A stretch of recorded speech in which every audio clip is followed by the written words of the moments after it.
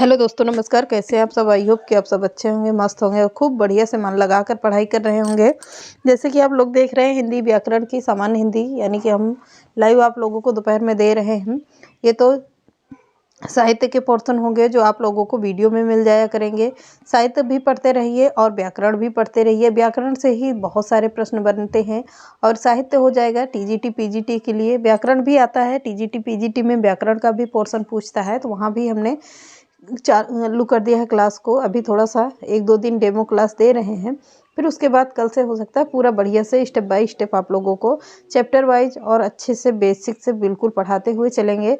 थोड़ा सा network issue होता होगा अभी, क्योंकि कुछ प्रॉब्लम है, कभी कभी नेटवर्क कट जाता है, इसीलिए लाइव जल्दी नहीं आ रहे थे। अब आए हैं तो कोई ना कोई व्यवस्था तो करेंगे ही आप लोगों को क्लास देने के लिए। तो चलिए वीडियो भी देखते रहिएगा, क्योंकि यहाँ से प्रश्न आप लोगों को बहुत सारे मिलेंगे। टीजीटी पीजीटी के लिए विशेषतर क्या होगा, हिंदी बिहार के लिए सबसे ज़्यादा इम्पोर्टेंट होगा। बिहार में यह स्टेट, बिहार सुपर टेट में हिंदी बहुत ही पूछी जाती है।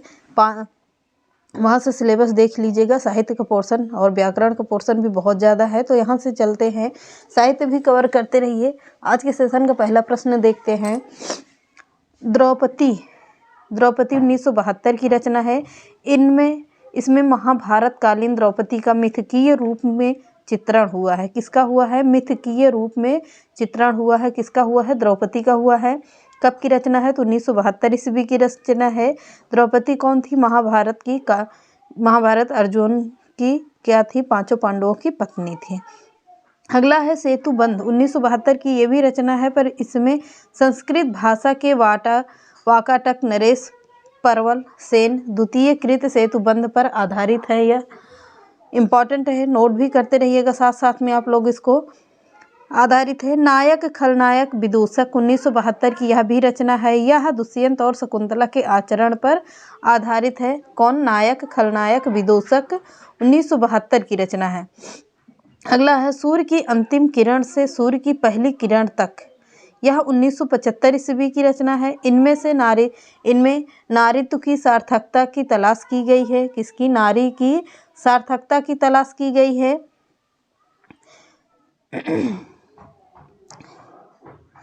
अगला है आठवां सर्ग 1975 ईस्वी की रचना है। कब की? 1975 ईस्वी की रचना है। यह कालिदास के कुमार संभव महाकाव्य के 8वें सर्ग पर आधारित है। कालिदास का 8वां सर्ग कौन सा है? कुमार संभव। कौन सा? कुमार संभव महाकाव्य के 8वें सर्ग पर आधारित की गई है। क्या? 8वां सर्ग 1976 ईस्वी। मैंने इसको क्वेश्चन को आप लोगों को एक बार फिर पढ़ाया है, ये इम्पॉर्टेंट है। आप लोगों से यह प्रश्न पूछा जा सकता है, इसलिए मैंने फिर दोबारा ये प्रश्न ले लिए हैं। छोटे सैयद बड़े सैयद 1982 ईस्वी की रचना है। इसमें मुगल सम्राट मोहम्मद शाह के समय का यथार्थ चित्रण है। किसके? मोहम्मद शाह के समय का यथार्थ चित्रण है छोटे सैयद और बड़े सैयद में। अगला है शकुंतला की अंगूठी, ये इम्पॉर्टेंट रचना है, पर किसकी है? तो यह है कालिदास की पुस्तक है। कहाँ से ली गई है? तो अभिज्ञान शाकुंतलम से ली गई है। यह एक नाटक का पुनर्निर्मित है। किसका? शकुंतला की अंगूठी 1990 अभिज्ञान शाकुंतलम की है। नाटक का पुनर्निर्मित रचना है ये। अगला है कैद ए हयात 1993 ईस्वी की रचना है। यह मिर्जा गालिब के जीवन पर आधारित है। क्या? कैद ए हयात 1993 ईस्वी की रचना। यह मिर्जा गालिब के जीवन पर आधारित रचना है। कौन सा? कैद ए हयात। इम्पॉर्टेंट है, नोट करते रहिए फटाफट से, या तो स्क्रीनशॉट लेते। अगला प्रश्न देखिएगा। फैंटेस्टी मनोविज्ञान शब्द का है। फैंटेस्टी मनोविज्ञान का शब्द है ये। किसका है? डॉक्टर बच्चन सिंह का है। किसका? डॉक्टर बच्चन सिंह का होगा। अगला फैंटेस्टी का संबंध स्वप्न व अचेतन मन से में घटित होने वाली घटनाओं को विघटित और बेहतरीन बिंबावलियों के से किसने माना है? पूछ रहा है। बिंबावलियों से किसने माना है? तो डॉक्टर बच्चन सिंह ने माना है। अगला है देवकीनंदन खत्री के फैंटेस्टी लेखन का उद्देश्य है। क्या उद्देश्य था? देवकीनंदन खत्री ने फैंटेस्टी लेखन का क्या उद्देश्य था? मनोरंजन था। यथार्थ जीवन से पलायन था। मनोरंजन और यथार्थ जीवन से पलायन था। अगला है फैंटेस्टी है। क्या है फैंटेस्टी? स्वप्रचित्र मूलक साहित्य है ये। कौन? फैंटेस्टी स्वप्रचित्र चित्र मूलक साहित्य होंगे। फैंटेस्टी का मुख्य आधार क्या था? तो फैंटेस्टी का मुख्य आधार क्या था? कल्पना था। क्या? कल्पना था। अगला प्रश्न है दीवा स्वप्रात्मक अथवा दुस्वप्रात्मक मानसिक बिंब कहा जाता है। किसे कहा जाता है? फैंटेस्टी को कहा जाता है। अगला है कार्लरिज ने कल्पना के भेद कितने भेद माने हैं? कल्पना के किसने माने हैं? तो कार्लरिज ने माने हैं।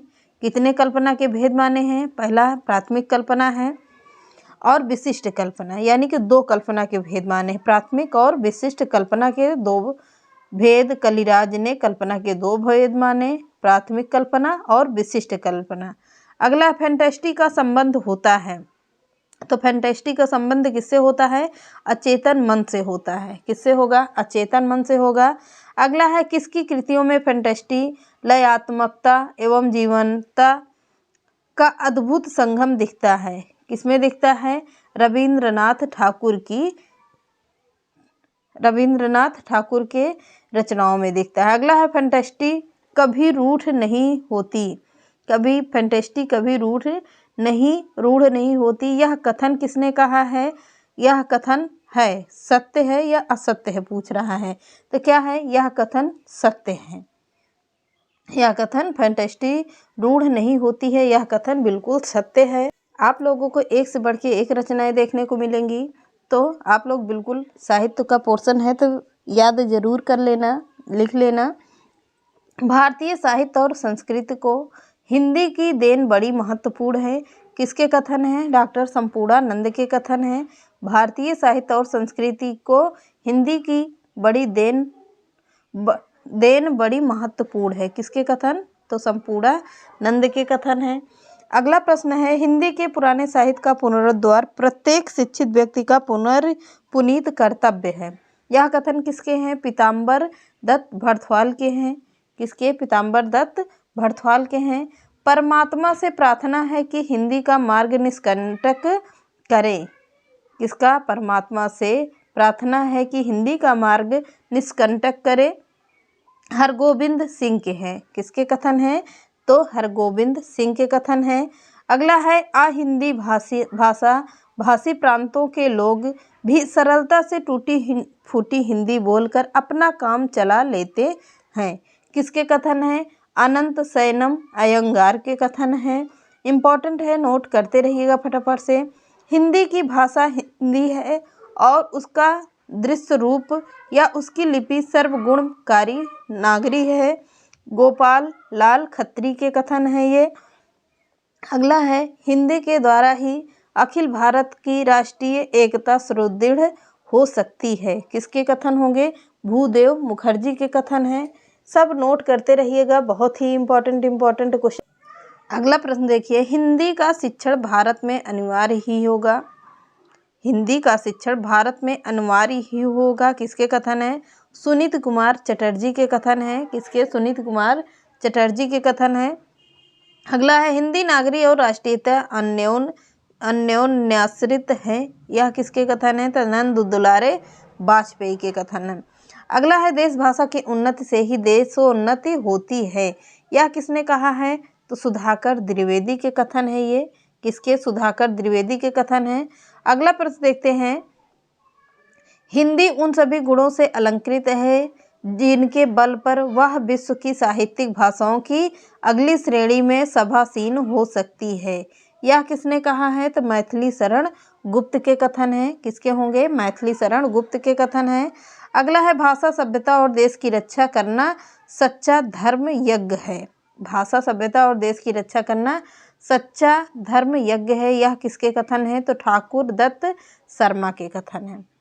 किसके? ठाकुर दत्त शर्मा के कथन है। अगला देखते हैं, अब कुछ संस्कृत के पोर्शन से देख लीजिएगा कि आप लोगों के संस्कृत से भी कुछ प्रश्न पूछे जाते हैं।